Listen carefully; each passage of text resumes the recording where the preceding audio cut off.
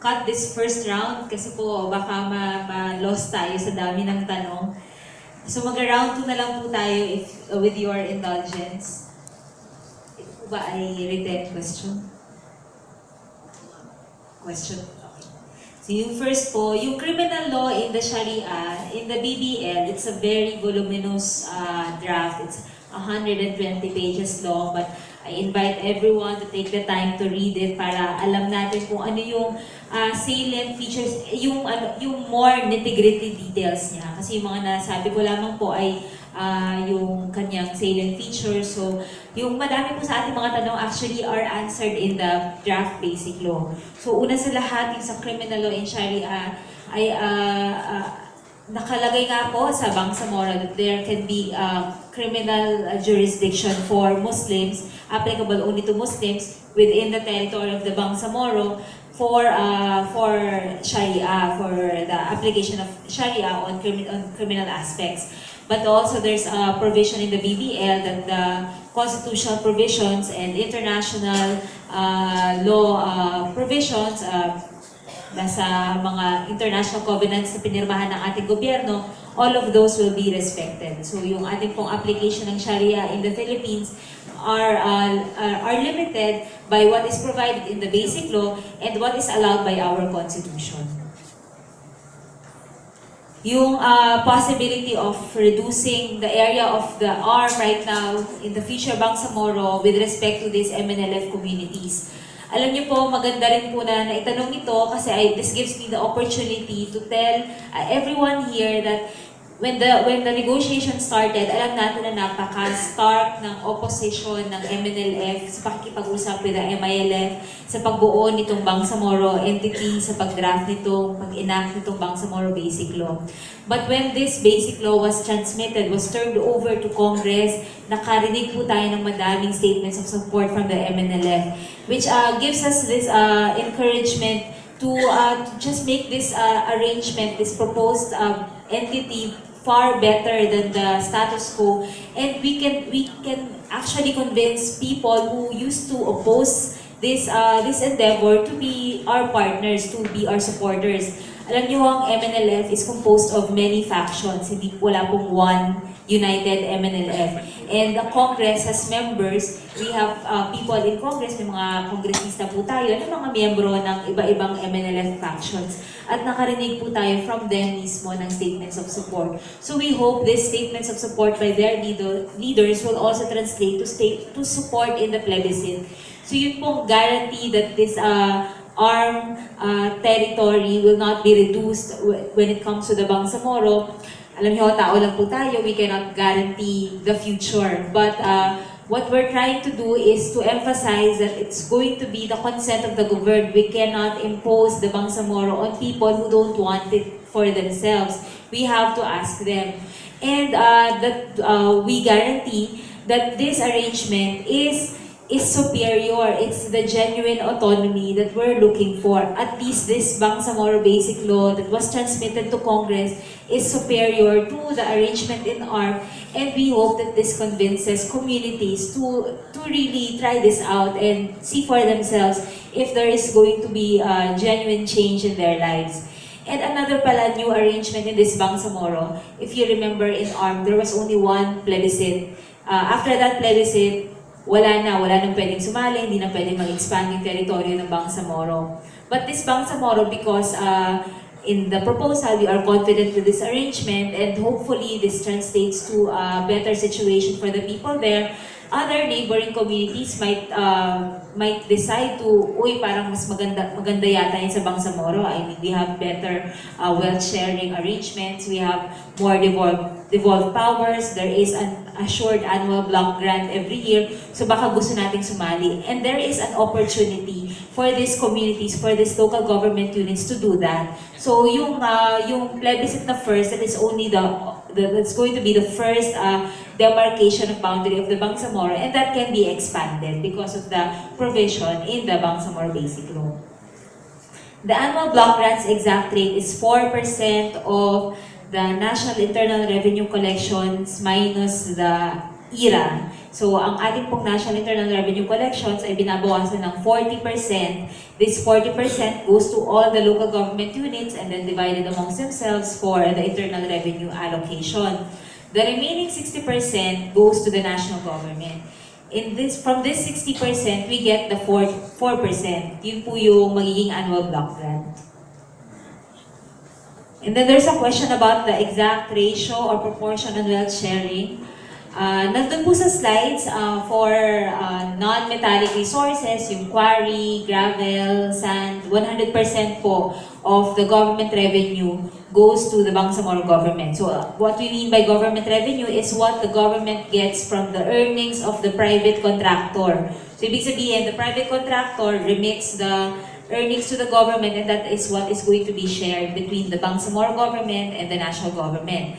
So for quarry resources, non-metallic resources, 100% will go to the Bangsamoro government. And then for metallic resources, it's 75% of the government revenues going to the Bangsamoro government. And then finally for uranium, fossil fuels, or energy resources, 50-50 yung sa Bangsamoro and sa national government. Now, the share of the Bangsamoro, it will further share with the local government units kasi hindi naman po fair na nandun lang sa regional government yung resources kinuha sa isang specific probinsya, specific na barangay, na city, na municipality. So, ganun po. That is the new arrangement, that is the proposed increased or enhanced arrangement, enhanced sharing from the previous sharing in ARM, the existing sharing in ARM, which is 70% and then 50-50 for strategic minerals. So mas tinaas po dito sa Bangsamoro.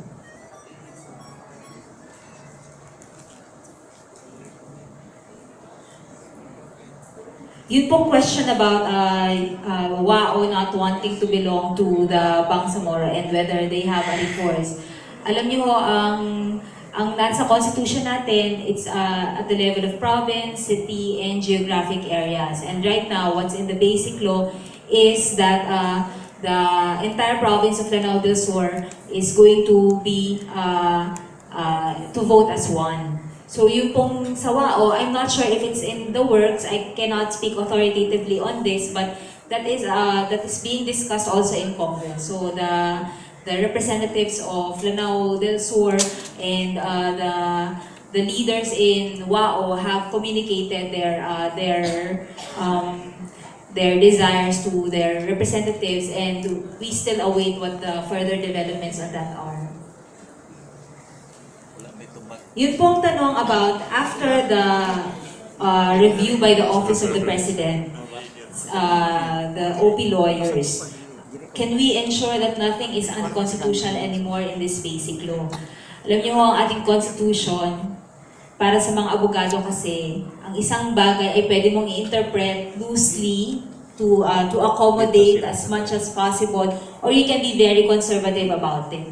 And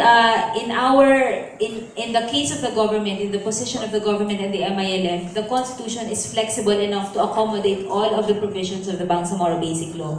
And it's really up to the Supreme Court, its individual members, to determine whether they want to interpret the Constitution with flexibility, giving life to, because we have such a term as a living constitution, giving truth to the current circumstances, so yung giving way to address the current circumstances of our nation, and accommodate these provisions in the basic law. And we're confident that if we don't have a very strict, very conservative reading of the Constitution, like some of our colleagues in the legal profession have been espousing, then we can accommodate this basic law.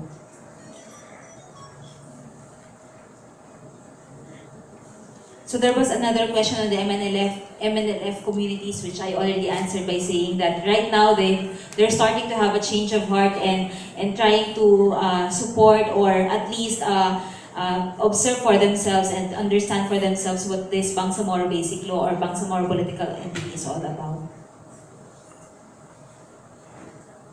Yung IP po, there are two indigenous people's representatives in the BDC. That's one was nominated by the government, the other was nominated by the MILF. sa MILF po si Timoy Melanio, and sa government po ay si Froy Mendoza. And both of them sat in the discussions, were regular commissioners of the Bangsamoro Transition Commission. So if you read the Bangsamoro Basic Law drafted by the BDC, makikita po natin yung madaming provisions on the IPs. Nandyan po yung assurance that they will be entitled to they will have a right to their native title or their Fusaka Inged, o yung mas kilala natin sa tinatawag na ancestral domain. Nandyan din po yung kanilang free, prior, informed consent para sa any exploration or utilization or development of the resources within their ancestral lands. Lahat po ng rights guaranteed for the indigenous peoples in the IPRA are also explicitly mentioned in the Bangsamoro Basic Law. And even more, meron pong assurance kasi meron tayo ngayon na tinatawag na mandatory representatives ng IP sa mga local government units. And we're going to have the assurance that that will be also in the Bangsamoro government. Like I mentioned, there are going to be seats for IPs in the reserved seats. So, automatic dalawa sa IPs ay makakaupo sa ating mga kasama sa indigenous communities ay makakaupo sa Bangsamoro Parliament. Ganon din sa Council of Leaders. Ganon din po sa Bangsamoro Transition Authority. So, sa lahat po ng aspeto ng governance ng Bangsamoro ay mapapabilang ang indigenous peoples.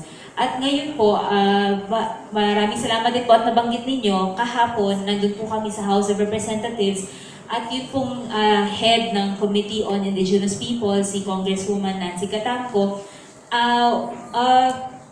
made the same statement na all of the bundle of rights all of the bundle of rights guaranteed in the Indigenous Peoples' Rights Act are in the basic law, and even more. And that is, in fact, a commitment vocalized by the MILF. Sabi nila, we as a people, the Moros, have been subject of oppression, of marginalization, and we won't do that to the minorities in the Bangsamoro. We ourselves who have been through that won't want that to happen to others. So, sa kanila na po nanggaling na magkakaroon ng mga ganitong klaseng arrangements for the indigenous peoples that will empower them more than they are experiencing right now in the autonomous region. Yun pong sa wealth sharing on the power and energy resources. So, pag-ibahin lang po natin yung konsepto ng jurisdiction over energy resources dun sa wealth sharing. Yung jurisdiction po, kapag pinag-uusapan natin ay enerhiya o power, ang jurisdiction po ay concurrent o shared between the national government and the Bangsamoro government. One clear example is Lake Lanao. It's the source of power of majority of Mindanao or even Luzon because it connects to the national grid. So, yun pong Lake Lanao, since its effects, its use, the use of the resources, the hydropower there goes beyond the Bangsamoro, it will be handled concurrently, jointly by the Bangsamoro government and the national government. And then the earnings, yun nga po, yung government revenue from these resources will be determined, the sharing will be determined based on what kind of a resource that is. So, yung pong energy, may ibang sharing, kung taxes po yan, kung yan ay excise tax ang na-impose sa private corporation. So, yan po ay sharing on the taxing, so 75-25.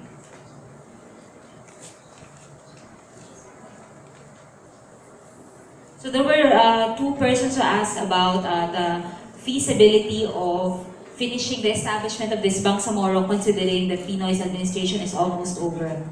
Makikita po natin yung seriousness ni Presidente dito sa to finish everything, to establish all the building blocks or pillars within his term by his constant actuations. Yun pong he himself read the BBN and made comments so that he will be confident that he can defend this basic law to Congress. He can convince his allies in Congress to take this on and defend this to their colleagues. Is a manifestation of his seriousness to finish this within his term. Kasi po alam natin na yung nangyari sa 1996 Final Peace Agreement, that was 1996, nung in-implement, parang kabuuan ng implementation, nandun na sa kabilang administrasyon. And hindi po tayo sigurado sa kung anong magiging level of commitment ng magiging susunod na presidente. So, yun ang una, number one, sana po sigurado tayo na yung susunod nating presidente ay yung i-espouse din yung ganitong polisiya na peace process, stronger institutions, and greater autonomy for the Bangsamoro. Pero kaya po nagkaroon ng ganung klaseng problema kasi nga yung mga implementasyon nangyari sa kabuuan ng hindi na administrasyon ng Pangulo na pumirma o nag-authorize ng peace process. So yun po yung gusto nating iwasan dito sa pagbuo ng Bangsamoro. The Congress, both the House of Representatives and the Senate, made a commitment to enact the basic law either this year or early next year or the first quarter of next year. And 4 months from that, there will be the plebiscite will be conducted. So within the year pa naman po tayo. And then after the plebiscite, the Bangsamoro Transition Authority will be formed, and that's going to be the transitional, the interim government for the Bangsamoro. And at the same time, those other aspects of the agreement which need not be in the law are being done now. Yung pong pagbuo ng Transitional Justice and Reconciliation Commission, yung independent decommissioning body, yung mga joint peace and security teams or committees, lahat po yan ay sinisimula na ngayon. Yung pagbuo ng task forces for transforming MILF camps to civilian productive communities, lahat po yan sinisimula na ngayon para kahit matapos po ang termino ni Aquino sa 2016, eh itutuloy na lang ng implementation na lang, yung parang tail end of the implementation na lang. It's something that cannot be reversed by the next administration. Yun po yung objective natin ngayon, and right now we're doing our best to working very hard to implement everything within this year and the next 2 years. Yun pong a question about the IDPs in the Zamboanga siege. Madami po doon, Bangsamoro. Alam natin na yung villages na naapektuhan doon sa nangyaring nakaraang taon ay mostly Moro or Muslim communities.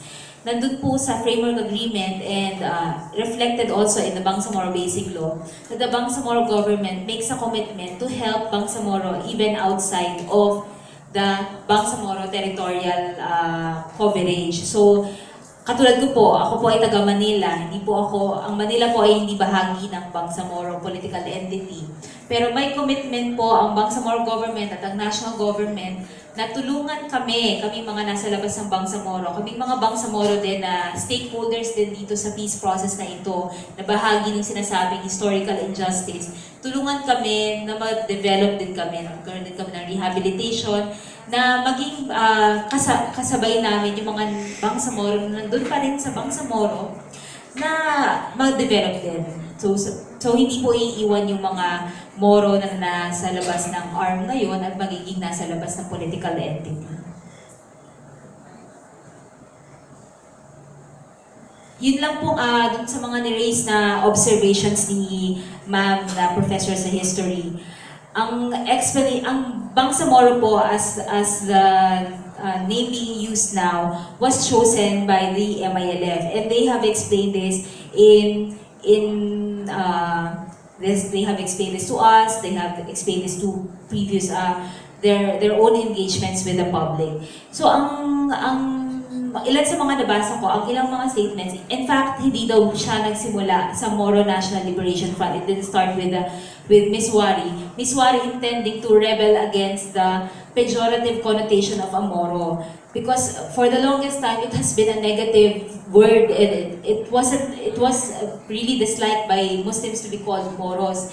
But rebelling against that kind of a mindset, they used Bangsamoro to emphasize that we are not with you, parang ganun yung, and we are rebelling against your own definition of what we are, parang ganun yung nangyari. But the use of this term dates back even farther. Ang